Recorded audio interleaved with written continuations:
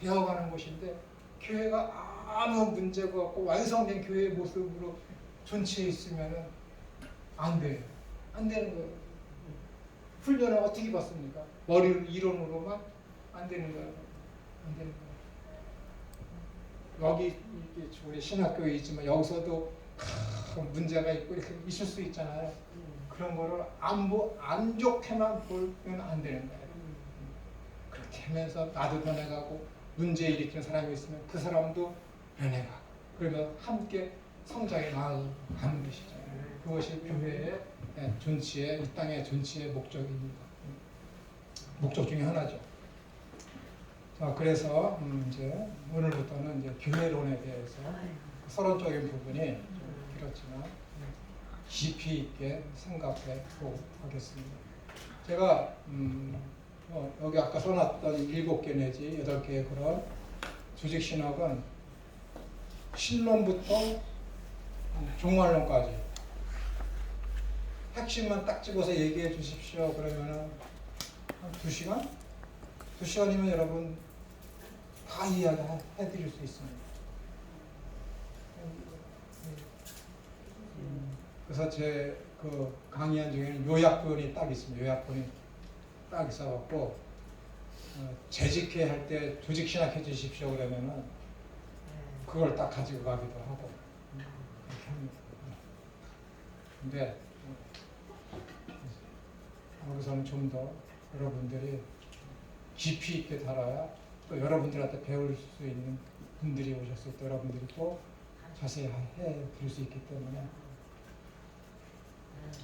깊이 있고 넓게 할 수 있는 데까지 한번 해보겠습니다. 근데 오늘 이 교회는 언제까지 강의하는 거죠? 종강이 언제죠? 3월 23일. 23일.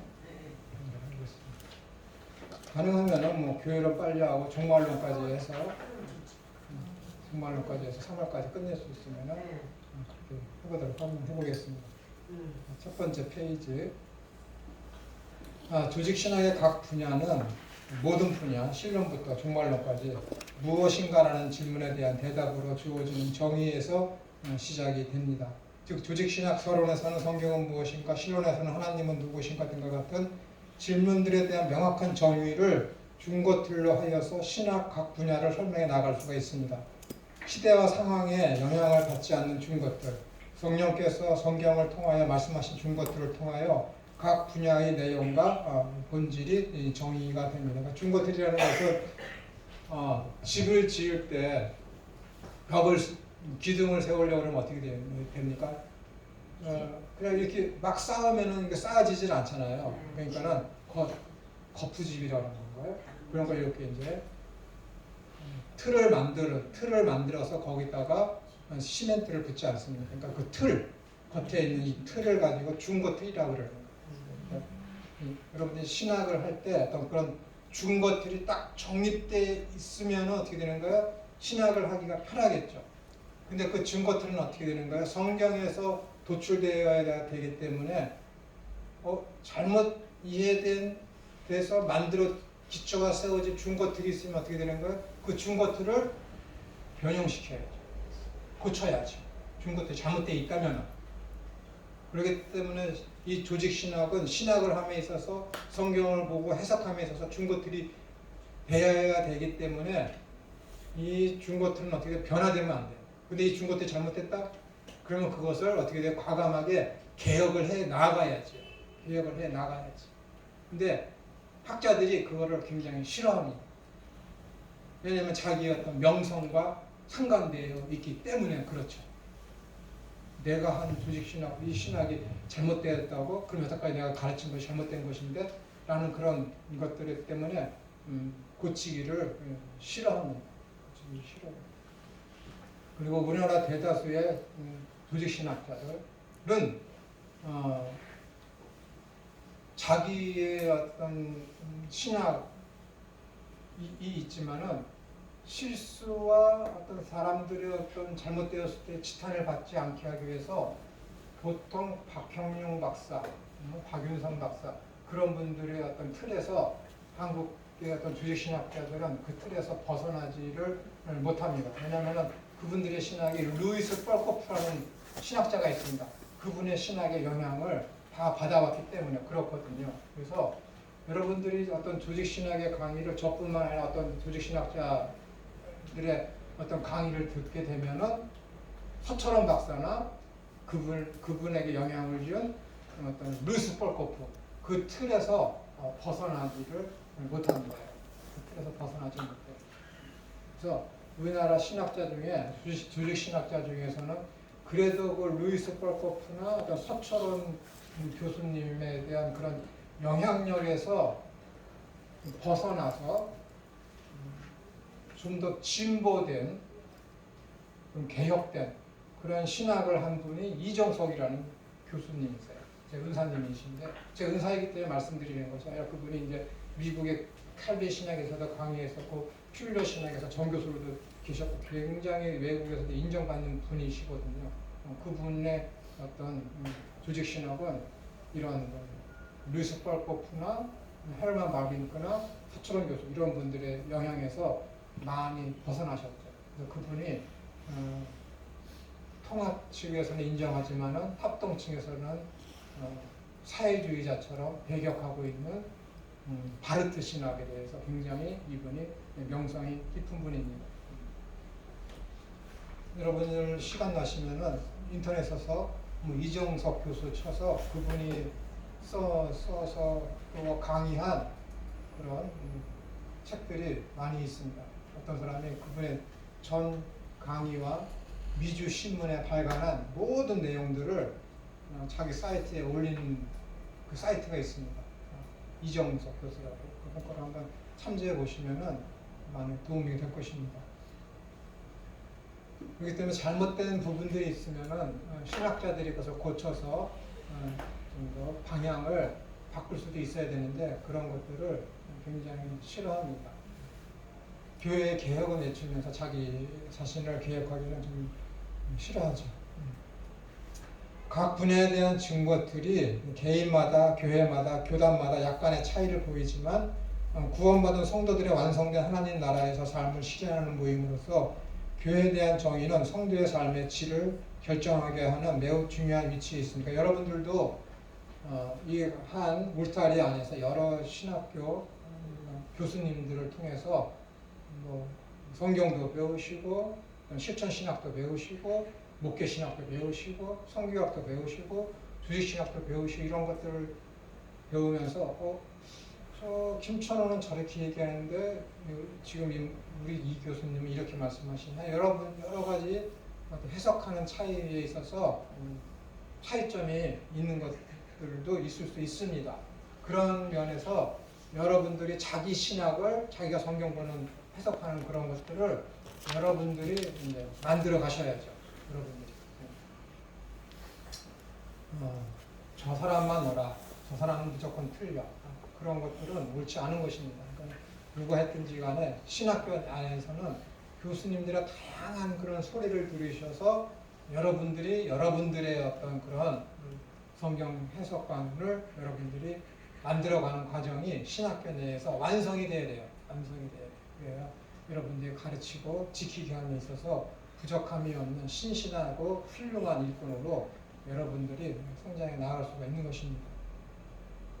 성경이 무엇이며 삼위일체 하나님이 어떤 분이시며 인간은 어떤 존재이며 구원이 무엇인지를 적용하는 공동체의 모임이 교회이기 때문에 교회는 각 개인과 교회와 신학적 사관을 한가름하게 하는 것으로서 중요합니다. 신학적 사고를 철저하게 실현하는 공동체가 교회입니다. 그렇죠. 여러분 신학적 사고를 교회 내에서처럼 이렇게 철저하게 이렇게 활기차게 이렇게 앙상하게 활동할 수 있도록 할 수 있는 것이 교회 말고 어디 있겠습니까? 그렇지 않습니까? 너무 한 교회 다니면 그 한 교회 내에서 그 목사님 설교에서 너무 획일적이고 통일된 모습으로만 드러나나요? 아름다운 교회죠. 네, 문제가 없고 그렇겠죠.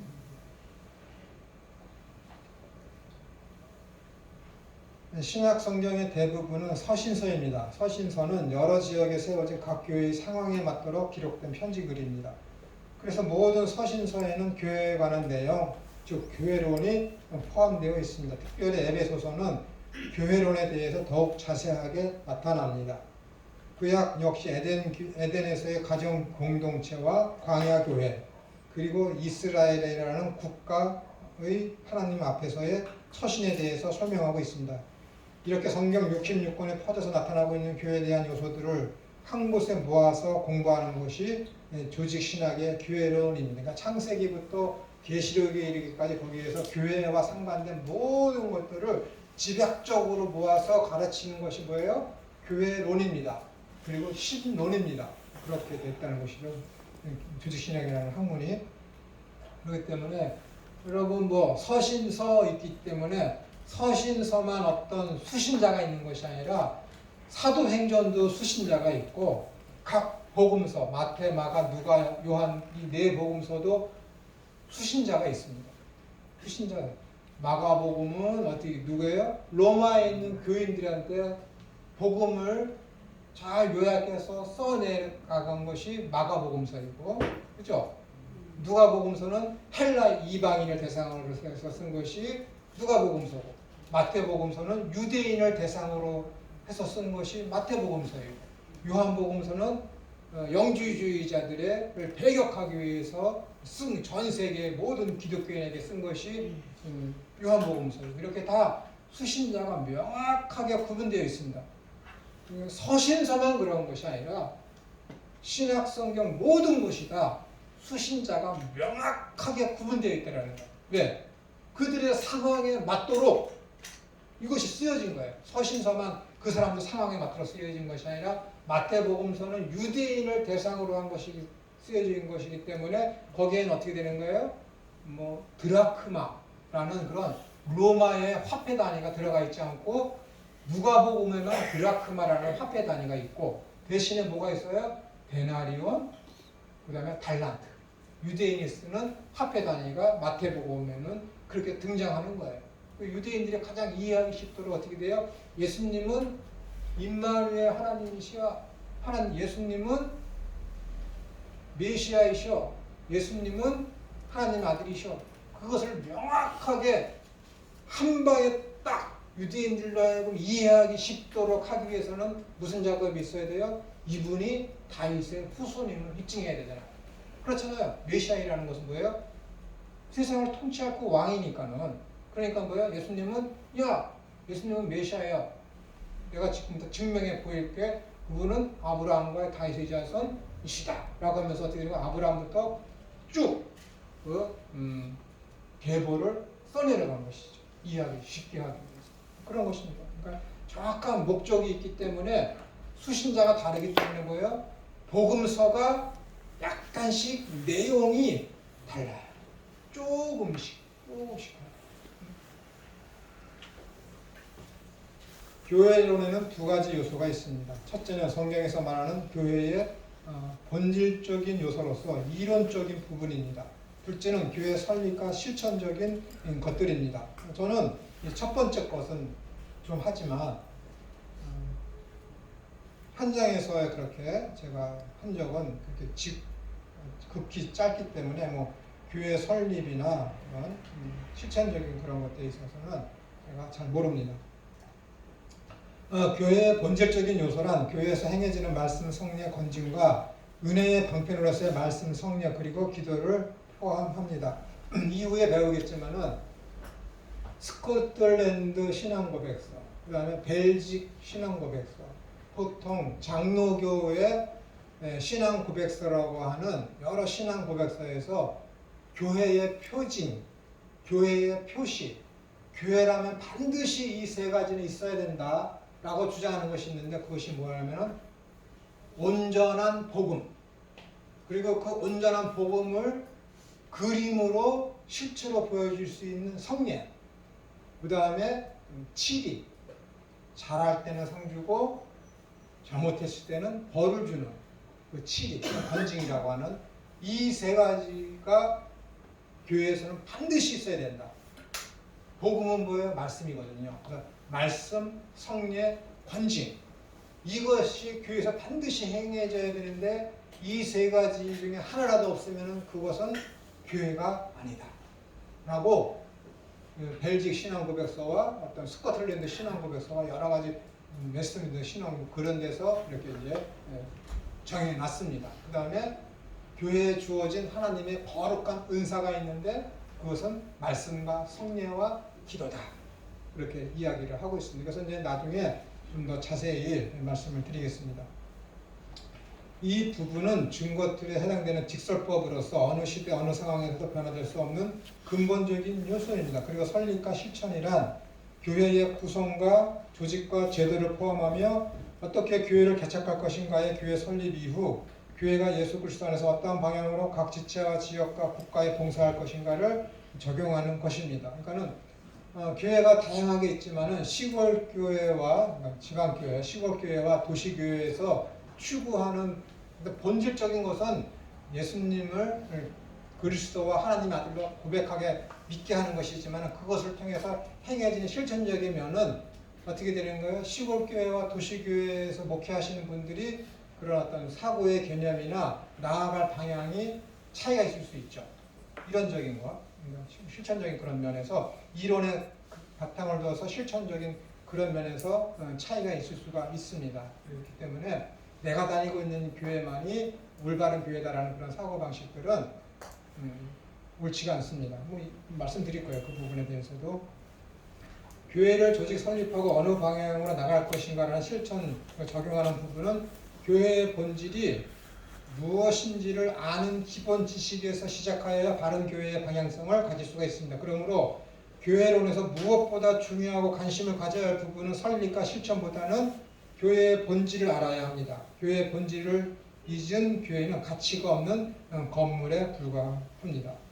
교회론의 첫 번째 요소인 교회의 본질적인 요소가 무엇인지를 모르는 가운데 두 번째 요소인 설립과 적용 부분을 하고자 하면 잘못된 교회관으로 인하여 교회는 교회이지만 바른 교회가 아닌 이상하고 잘못된 교회가 세워질 수 있습니다.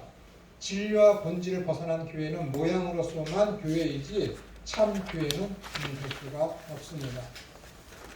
그러니까는 서신서, 특히 사도 바울이 서신서를 써내려간 어떤 구조를 보시게 되면은 서론이나 어떤 초도 부분에 있어서 이론적인 면을 사도 바울이 써내려갑니다. 그 다음에 그 이후에는 어떤 실천적인 부분을 써내려가죠. 특히 로마서가 그것을 확실하게 확연하게 보여주고 있는데 로마서 1장부터 11장까지는 뭐예요? 이론적인 부분을 사도 바울이 써내려가죠. 복음이 무엇인지, 그 복음으로 인해서 발생하는 신비적인 연합이 무엇인지에 대해서 쭉 써내려간 다음에 12장부터 이제 예배에 대해서 실천적인 부분에 대해서 믿음으로 삶을 어떻게 살아나가야 되는지, 성도 간의 어떤 교제는 어떻게 해야 되는지, 그다음에 교회 밖의 사람들과의 성도 간의 관계는 어떻게 해나가야 되는지에 대해서 성도의 삶의 부분에서 12장부터 15장까지 16장까지 써내려가고 있죠. 그러니까 사도 바울이 이렇게 로마서에서는 이론과 실제 부분을 명확하게 구분해서 써내려가고 있습니다. 그러니까는 사도 바울의 대부분의 모든 13개의 편지가 서신서가 다 그렇게 구조를 띠고 있습니다. 이것은 무엇을 얘기하냐면은 본질적인 것, 이론적인 것을 대해서 모르는 가운데서는 실천적인 그런 적용하는 부분에 있어서는 온전한 것이 나올 수 없다라는 것을 이야기하고 있는 것입니다.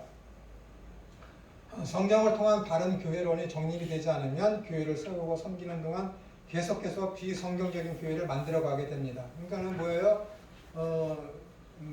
교회를 어떤 교인들을 좀 많이 성장시키기 위해서 일반적으로 사람들이 얘기하는 부흥이라는 것이잖아요. 이 부흥을 시키기 위해서 교회에 어떻게 부흥회도 열고 또 그것도 안 되면 어떻게 되는 자꾸만 이벤트성 예배를 교회가 드리게 되는 것이죠. 교회의 어떤 본질적인 그런 면들이 약하기 때문에 이것도 해봤다 안 되면 저것도 해보고 계속해서 어떻게 되는 거예요? 다양한 행사 위주로다가 교회를 섬기고 있죠. 치리해 나가고 있죠. 그러니까는 제가 아는 목사님도 교회 어떤 가 갑자기 급성장했다 양쪽으로 하면 그 교회 목사님을 쫓아가고 그 교회 목사님이 하는 세미나에 가서 교육을 받고 와서 교인들을 훈련시키고 하는 것을 해마다 합니다. 해마다. 요즘에는 제가 하도 잔소리를 해서 이제 안 하지만은 거의 해마다 합니다. 해마다. 그렇다고 해서 그 교회가 양적 성장을 했느냐? 아니요. 제가 20년 전에 갔었던 그 교회 성도들만 나와요. 전혀 증가되는 사람들도 없고 이벤트성으로 이렇게 하려고 하지만 되지 않습니다. 왜냐하면은 각 지역마다 그 A라는 이벤트를 했는데 어떤 교회에서 그것이 잘 돼서 전도가 잘 됐다 했는데 그 A라는 이벤트를 또 다른 지역에 그대로 가져가서 하면 되느냐? 그렇지 않습니다. 각 지역마다 특성이 있기 때문에 그렇죠. 제가 여러분에게 말씀드렸지만은 김영균이라는 그 아마존으로 간 그 선교사가 강남이라는 곳에 가서 처음에 전도사 생활을 했습니다. 그 교회도 큰 곳이 아니라 개척교회였는데 마음과 뜻을 다 해서 여름에 아이들이 예배당에 와서 예배한 게 너무 예쁘니까는 이 김영균 전도사가 지금 목사님이지만 그때 전도사였기 때문에 쭈쭈바를 사간 거예요. 쭈쭈바. 쭈쭈바. 나중에 예배 다 끝난 다음에 청소하고 딱 보니까 쭈쭈바가 다 쓰레기통에 있는 거예요. 안 맞는 것이지. 강남에 있는 아이들 그거 안 먹어. 그걸 몰랐던 거예요. 마음만 있어서 아이들 착해서 자기가 사온 사비에 털어서 사왔는데 애들이 아무도 안 먹는 거야. 그냥 다 그냥 부드러운 진짜 말 그대로 아이스크림만 먹는 아이들이었는데 그러는 거예요. 그것을 몰라서 상처를 엄청 받고 왔어요. 신학교 엄청 받고 왔고 어떻게 이럴 수 있느냐 그러는데 나중에 알고 보니까는 자기가 실수한 거예요. 그렇습니다. 그러니까 그 특성에 맞도록 이렇게 활동을 해야 되는데 그것이 안 되고 한 교회에서 잘 되면은 너도 나도 없이 그냥 똑같은 이벤트를 자기 교회에 접목시키려고 그러면 누구만 고생이야? 자기도 고생이고 그 교회에 나오는 교인들도 엄청 고생하는 것이죠. 엄청 고생하는. 하루는 제가 이런 일도 있었습니다. 교회 전도사인데 이렇게 봉사하고 있는 섬기고 있는데 담임 목사님께서 이런 저희 계획 좀 짜보라고 그래서 쭉 계획을 짜서 이제 광고만 하면 되는데 다 계획이 끝났습니다. 준비도 거의 다 완성이 됐고 딱 했는데 광고 시간에 목사님께서 꿈에 하나님이 계시해 주시기를 하면서 얘기하는 거예요. 그러니까 몇 주에 걸쳐서 계획하고 막 했던 그런 모든 것들이 어떻게 되는 거예요? 그냥 다 끝난 거예요. 없던 일로 치부되는 거예요. 꿈은 무슨 꿈이야. 자기가 생각에 의해서 자기가 와서 배워온 그것이 더 좋으니까 그거 하자고 그런 거. 제가 뭐 인터넷 안 하는 사람이니까 인터넷 치면 어느 교회에서 그런 똑같은 이벤트를 하고 있는데 꿈에 하나님 이거 해야 하고 그거 하면 되겠습니까?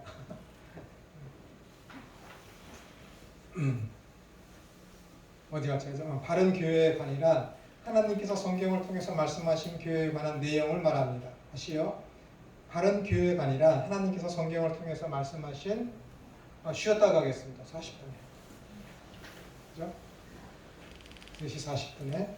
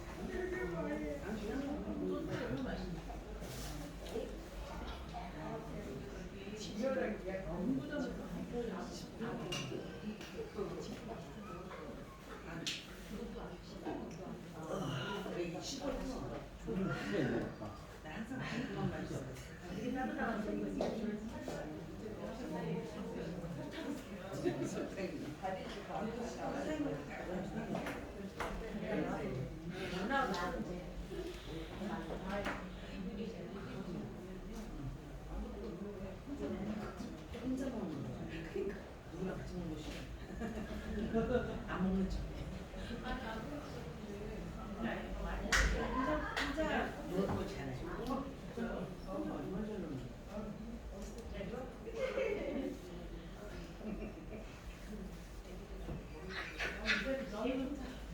아니 교수님이 좀 귤을 갖다 놨는데 상큼맨큼 아, 네.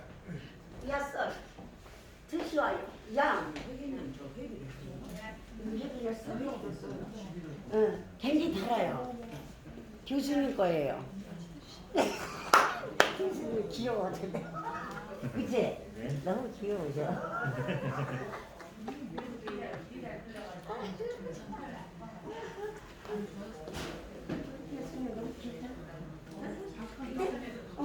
우리 신랑이 희문고등학교 나왔는데 네? 우리 신랑이 희문고등학교 나왔는데 목사님 희문중학교 네. 우리 희문고등학교 그럼 한 60회 들었을 되시고. 80세예요 지금 돌아가셨으니까. 아니, 그러니까 어 고등학교 졸업한 졸업. 것이 응. 60회쯤 됐어요. 그렇게 그런 것 제가 같아. 73회거든요. 그런 것 같아요.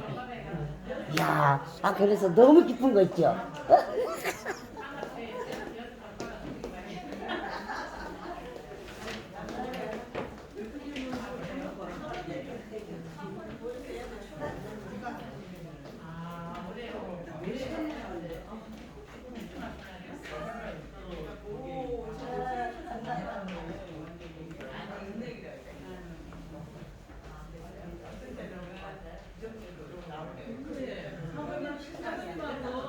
교수님 연애 결혼하신 거예요? 아니면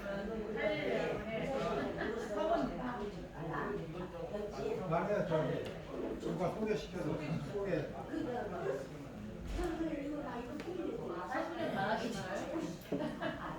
저는 청년에 반했는데 그 사람은 넌 아니다.